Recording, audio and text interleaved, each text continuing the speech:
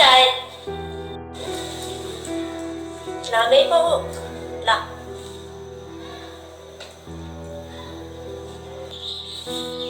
अरे मम्मी जी, मामा जी ने तो बहुत सुंदर साड़ी भेजी है आपके लिए। ये बात तो है, मेरे भैया भाभी कपड़े तो हमेशा अच्छा पहनते हैं। कपड़े ही क्यों, कोई भी सामान पहनते हैं वो भी बहुत अच्छा पहनते हैं। अरे मैं तो मना करती हूँ कि अब मेरी उम्र हो गई है, अब मत भेजा करो। वो है कि मानते ही नहीं, भेज देते हैं। तुझे पता है बहू, मेरे भैया भाभी ने आज तक कोई भी तीज त्योहार नहीं छोड़े। कम भेजेंगे लेकिन भेजेंगे जरूर। पता है बहू, आजकल के जमाने में ऐसे भैया भाभी बहुत कम होते हैं जो माँ बाप के जाने के बाद भी बहन से रिश्ता रखते हैं। तीज त्योहार तो बहुत दूर की बात है, लेकिन मेरे भैया भाभी ऐसे नहीं हैं। मेरे भैया भाभी ने तो कभी भी माँ बाप की कमी महसूस नहीं होने दी। कभी ऐसे नहीं लगा कि मेरे माँ बाप नहीं हैं। बहुत अच्छे से उन्होंने हर रिश्ता निभाया। बहुत तू की सोच में पड़ गई। कुछ नहीं मम्मी जी, बस ऐसे ही।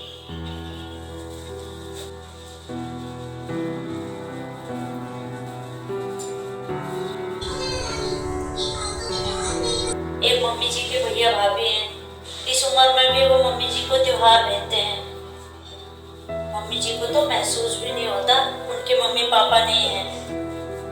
एक मेरे भैया भाभी हैं, भाभी को फोन करके देखती हूँ।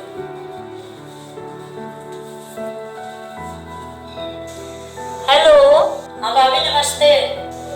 नमस्ते दीदी, नमस्ते। कैसे हो? और घर में सब ठीक ठाक है? यहाँ पर सब ठीक है, मैं भी ठीक हूँ। अब बोलोगी मैं फोन क्यों किया था? भाभी, मैंने ये पूछने के लिए फोन किया था, भाभी होली का त्योहार आ गया है और शादी के बाद मेरी ये पहली होली है ससुराल में। मैं ये कह रही थी, मम्मी जी का होली का त्योहार तो आ गया, आप और भैया कब आ रहे हो फिर मेरे को त्योहार देने के लिए? होली का त्योहार? देखो ननद रानी, ये त्योहार ना मेरे बस के नहीं है। तुम्हारी शादी कर दी इतने अच्छे घर में, यही बहुत बड़ी बात है। कौन सा तुम्हारे मम्मी पापा पैसे रख के गए थे तुम्हारी शादी के लिए? अपने पैसे बचा बचा के तुम्हारी शादी की ना, अब ऊपर से त्योहार भी मांगने लग गई। तुम्हारे भाई ने एक एक रुपया बचा के तुम्हारी शादी की है, ये क्या कम है? तुम्हें तो अच्छी तरह पता है ना मम्मी पापा कितना पैसा छोड़ के गए थे। ये बहू क्यों रो रही है?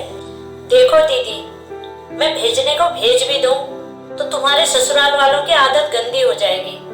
अभी मैं होली का त्योहार भेजूंगी तो फिर वो दिवाली का त्योहार भी मांगेंगे।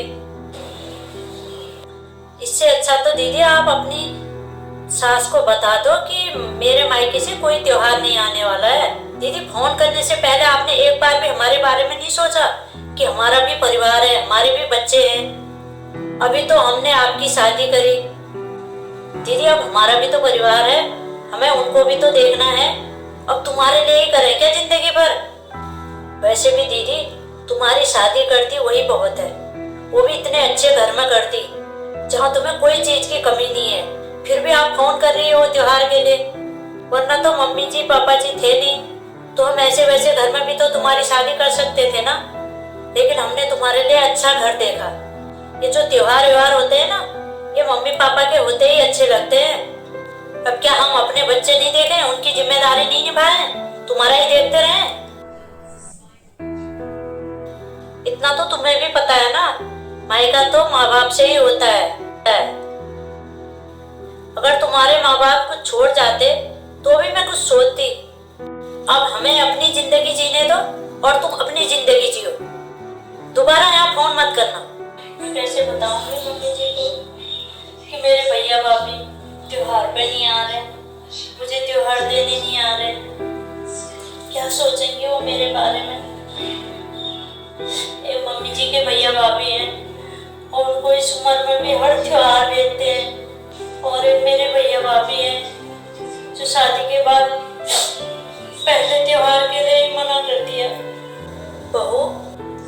मम्मी जी आपको कुछ चाहिए था? मम्मी जी आपने सब सुन लिया। बहू तू क्यों फोन करती है बेटा? जब तेरे भैया भाभी तुझसे रखना नहीं चाहते, वो तुझे बोझ समझते हैं, तो फिर तू उनकी बातों का क्यों बुरा मानती है? तुझे यहाँ किस चीज की कमी है? क्यों अपनी भाभी को फोन करती है?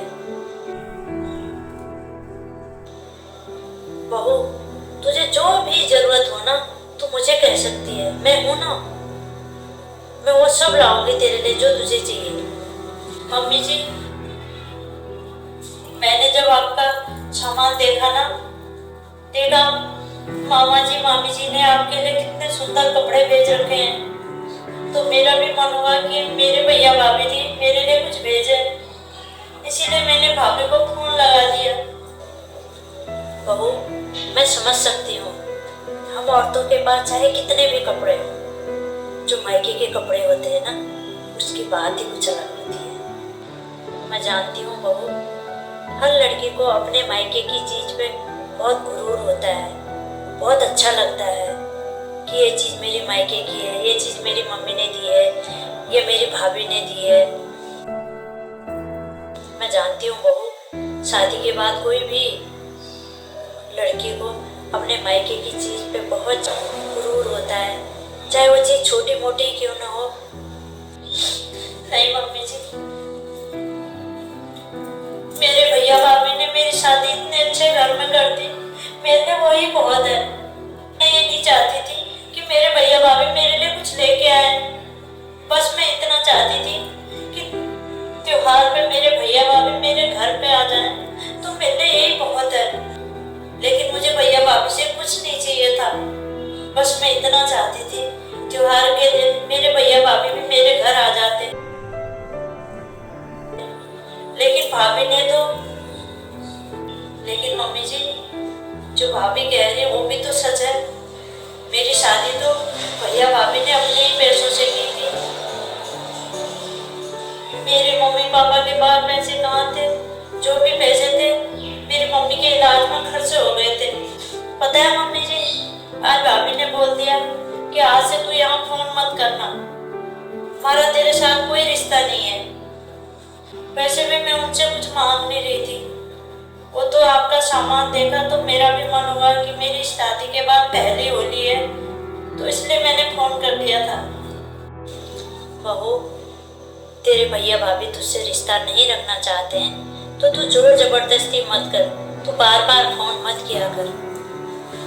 तुझे जो भी कमी है तू मुझसे बोल दिया कर, मैं भी तेरी माँ जैसी हूँ ना। जो भी तेरा मन करे तू मुझसे बोल, मैं लेके आऊंगी।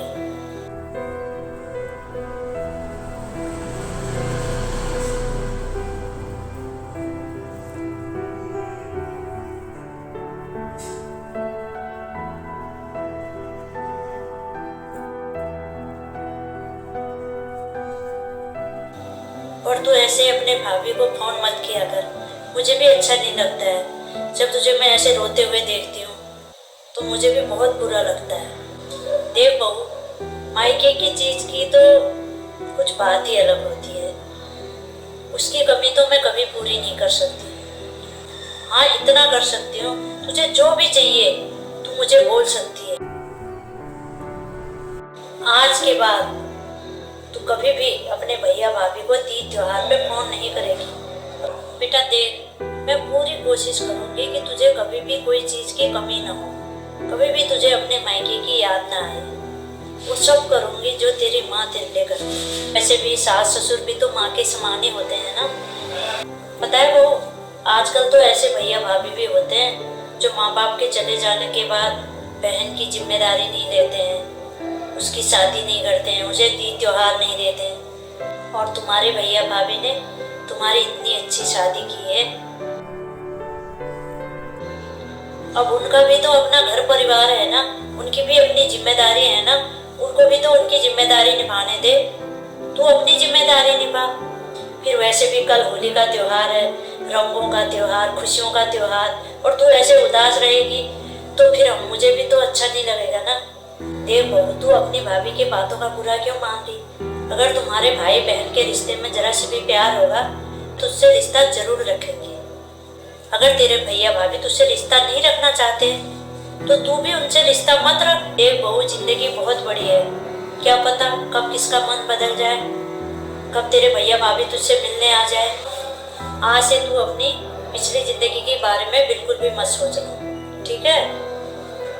पता है बहू, जब मैं शादी करके इस घर में आई थी तो मेरी सास ने मेरे से बोला था कि आज से ये घर तेरा है और इस घर की सारी जिम्मेदारी तेरी है, अब तुझे ही चलाना है जैसे तू चला इस घर को। मैं भी तुझसे यही कहती हूँ, आज से ये घर तेरा है, ये घर की जिम्मेदारियाँ भी तेरी है। सच में मम्मी जी, मैं कितनी किस्मत वाली हूँ ना, जो मुझे इतना अच्छा ससुराल मिला और माँ से भी ज़्यादा प्यार करने वाली सास मिली। सच में मम्मी जी, जिस लड़की को ना इतना अच्छा ससुराल मिल जाए, आप जैसी सास मिल जाए, तो उस लड़की को फिर भैया भाभी की तरफ देखने की कोई ज़रूरत नहीं पड़ती। मैं सोच रही थी अगर मेरे मायके से त्योहार नहीं आया तो मेरी ससुराल में कितनी बेइज्जती होगी और मेरी सास मेरे पे कितना गुस्सा करेगी। पर मम्मी जी, आप तो कितनी अच्छी हैं, मैं बहुत किस्मत वाली हूँ जो मुझे आप जैसी मम्मी जी मिली, इतना अच्छा ससुराल मिला।